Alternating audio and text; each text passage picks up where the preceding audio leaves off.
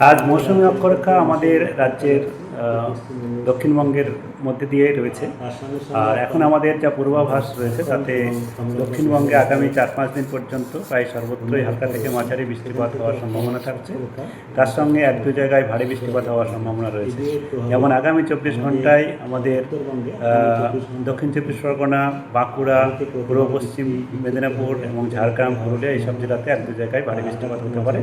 তবে বাকি সব জেলাতেই হালকা থেকে মাঝারি বৃষ্টিপাত এবং বজ্রবিদ্যুৎ সহ বজ্রপাতের সম্ভাবনা 1-2 জায়গায় করে রয়েছে। উত্তরবঙ্গের জন্য যেটা বলা হয়েছে, উত্তরবঙ্গে এখন বৃষ্টিপাতের পরিমাণ কিছুটা কমবে। আর উত্তরবঙ্গে আগামী কয়েকদিনে ভারী বৃষ্টিপাতের সতর্কতা নেই। আগামী 24 ঘন্টায় জলপাইগুড়ি, আলিপুরদুয়ার, কালিম্পং জেলাতে 1-2 জায়গায় হতে পারে। তবে আগামীকাল থেকে আরও বৃষ্টিপাত পরিমাণ কমবে, কেবল হালকা থেকে মাঝারি বৃষ্টিপাত অনেক জায়গাতেই হতে পারে।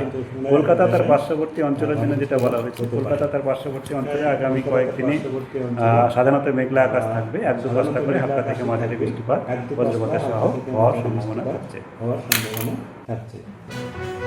আগামীকাল তাই তারপরের দিনও কলকাতা